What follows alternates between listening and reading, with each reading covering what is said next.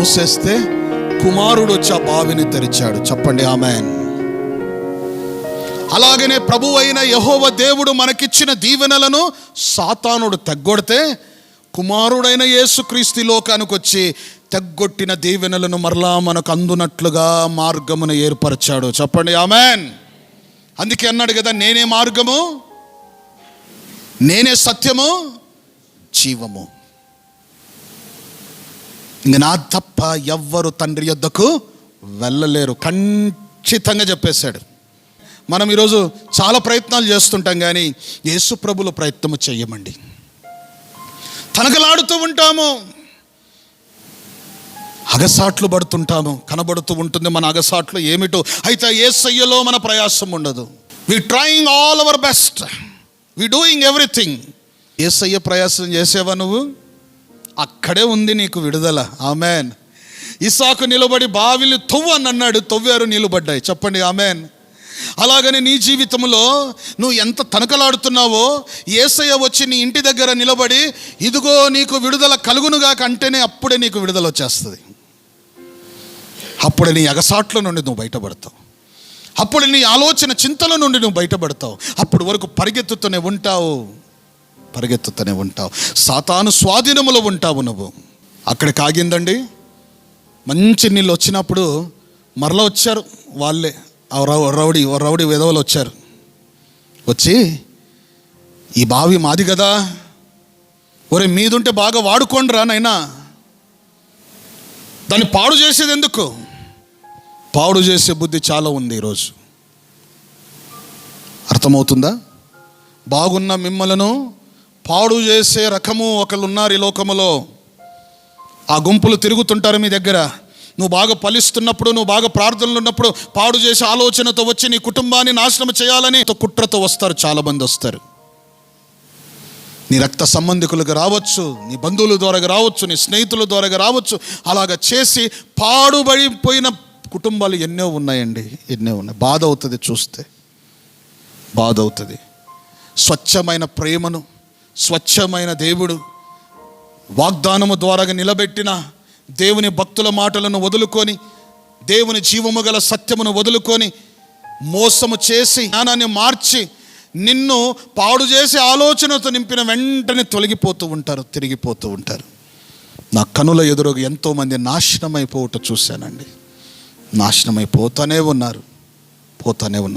మరలా తిరిగి రావడానికి సిగ్గు, మరలా తిరిగి రావడానికి హృదయం పట్టడం లేదు. పశ్చాత్తాపముతో హృదయమును తీసుకొని వచ్చి మార్చుకుందామనే ఆలోచన లేదు, తగ్గరు.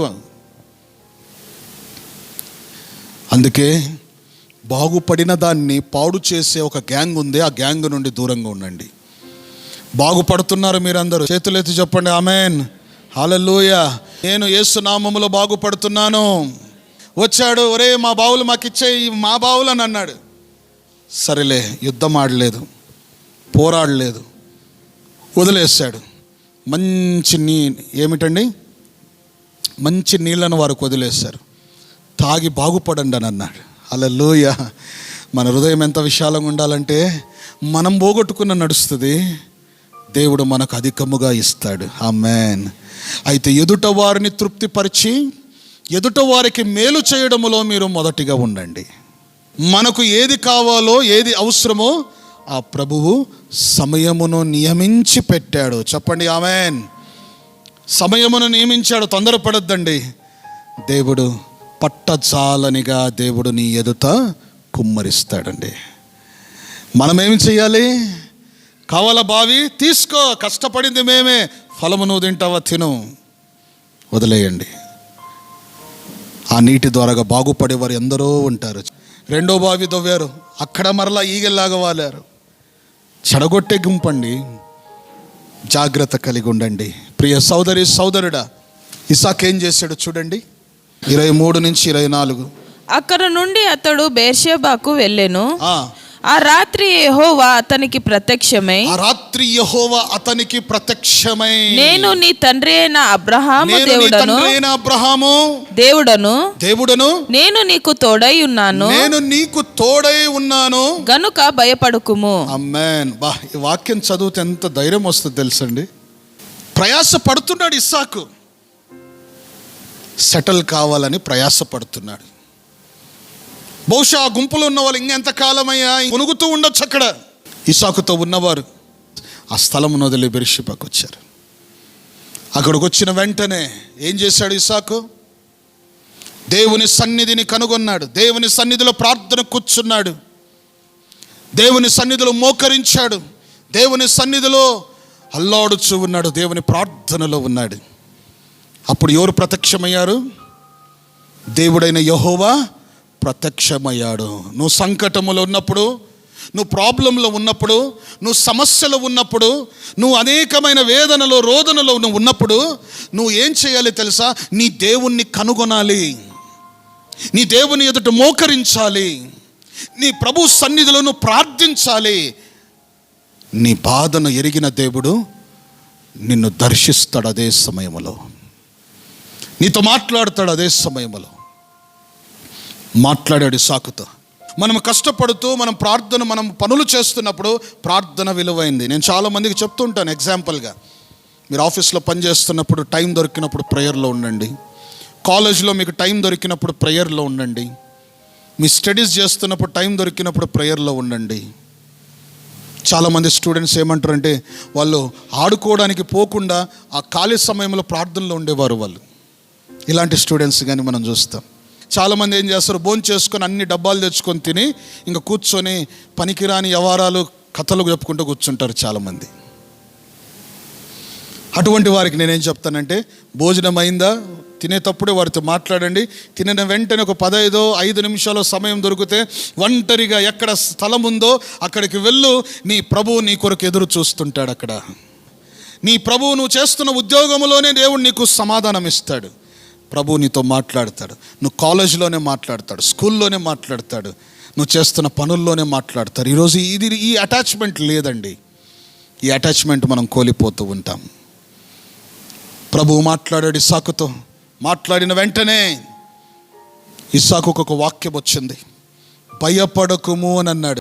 ఎందుకు భయపడుతున్నావు? నీ జీవితం ఏమైపోతుందని భయపడుతున్నావు? బయటికి వస్తామా లేమని భయపడుతున్నారా? లేదా ఏదైనా ఒక శోధన చింతలో మునిగిపోయి కట్టబడి ఉన్నారా? Don't worry. దేవుడే ఈరోజు పలుకుతూ ఉన్నాడు, భయపడకుము అని అన్నాడు. నిన్ను నన్ను కాపాడుటకు ఆ ప్రభువే మన ఎదుట తోడుగా ఉన్నాడు. అందుకే అంటున్నాడు నెక్స్ట్ వాక్యం ఏమన్నాడు? నేను నీకు తోడుగా ఉన్నాను కదా.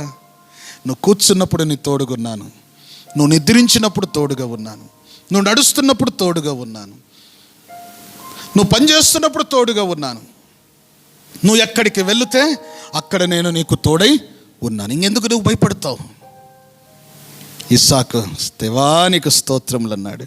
ఏమంటున్నాడు? నీ పితరులతో ఉన్నవాడిని నేను మీకు తోడుగై ఉండి అబ్రహాముతో చేసిన వాగ్దానాలను మన జీవితంలో నెరవేరుస్తాడు. ఇస్సాకు జీవితంలో నెరవేరింది. మళ్ళీ మీ జీవితంలో, నా జీవితంలో నా ప్రభు నాకు ఇచ్చాడు. అనేకమైన నెరవేర్చాడు. అనేక వాగ్దానాలను చూపించాడు, నెరవేర్చాడు. చెప్పిన మాట ప్రకారంగా దేవుడు నిలబెట్టుకున్నాడు తన వాగ్దానాలను. హల్లెలూయా.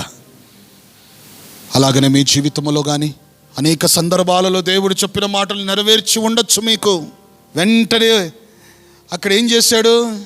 ఒక బలిపీఠమును కట్టాడు, దేవుని ఆరాధించాడు. ఆమేన్. దేవుడు మాట్లాడగానే నీ నోటిలో నుండి ఏం రావాలి? ఆరాధన. నీ ఇంట్లో ఏం రావాలి? ఆరాధన. నీ జీవితంలో ఏం కనపడాలి? ఆరాధన. ఇవన్నీ పోగొట్టుకుని మనం ఏం చేస్తుంటాం ఇంట్లో అండి? నీ ఇంట్లో శోధనలున్నా గమ్మునున్నావు, ఇంట్లో గడిబిలి అవుతున్నా గమ్మునున్నావు, విపరీతమైన సమస్యలు శోధనలు పొంగుతున్న గమ్మునున్నావు, వ్యర్థంగా సమయమును గడుపుతూ ఉన్నావు. మనిషివైతే నీకు కొద్దిగైన దిగులు ఉంటే, కొద్దిగైన మానవత్వం ఉంటే, కొద్దిగైనా నీకు బుద్ధి జ్ఞానం ఉంటే అన్ని వదులుకొని నా కుటుంబం పరిస్థితిలాగా ఉందే, నా భవిష్యత్తులాగా పాడైపోతుందని మోకరించి దేవుని సన్నిధిలో కన్నీటితో దేవుణ్ణి ఆరాధించి ఇస్సాకుగా నువ్వు మారిపోవాలి. ఎక్కడ కనపడుతుంది మార్పు? మనలో లేదే. ఎక్కడికి పోయింది మార్పు? పడిపోతున్నాం, ఆలోచిస్తున్నాం, ఎక్కడో మునిగిపోతున్నాం, ఏదో పని దేవుడు ఏదో చేయమంటే ఏదో చేస్తున్నాం. నా వాక్యమును చూడు అంటే మనం ఏదో చూస్తున్నాం. నా మాటలను ఆలకించు అంటే మనం ఎవరో మాటలు ఆలకిస్తున్నాం. ఎవరి స్వాధీనంలో ఉన్నావు నువ్వు? సాతాను స్వాధీనంలో ఉన్నావు. నీ కుటుంబం పతనం అవుతున్నా మనం పట్టించుకోలేని బాధ్యత రహితమైన జీవితములో గడుపుతున్న క్రైస్తవులు, దేవుని నమ్మిన బిడ్డలు ఎంతో మంది ఉన్నారండి. ఇటువంటి వారు అన్యులు చూసి జాలి పడాల్సి వస్తుంది. అన్యులు చూసి, దేవుని నమ్మని వారు చూసి, అయ్యో మీ పరిస్థితి ఏందండి ఇంత ఘోరంగా ఉందన్న అనాల పరిస్థితి వచ్చేసింది. చిగ్గు కదా, చిగ్గు రాదా మనకు? అన్యులను చూసి నీ జీవితం మార్చుకో, యేసయ్య దగ్గరకు వచ్చి మార్చుకొని చెప్పాల్సిన నువ్వు నేను, వాళ్ళు మన బతుకును చూసి అయ్యో మీ పరిస్థితిని చూసి జాలవుతుందని వాళ్ళు జాలి పడాల్సి వస్తుంది మన బతుకులను చూసి. ఇంకా దీనికన్నా చిగ్గు చేటు ఏమన్నా ఉందా? నా ప్రియ సోదరి సోదరుడా, ఇస్సాకు ఒకటే ఆలోచించాడు, నా ప్రభువుతో నేను కూర్చోవాలి. వాక్యమును పొందుకున్నాడు, ధైర్యంగా ఉండన్నాడు, నేను నీకు తోడని చెప్పాడు. వెంటనే ఆ ప్రభువుకు ఒక బలిపీఠమును కట్టి దేవునికి స్తోత్రములు చెల్లించాడు.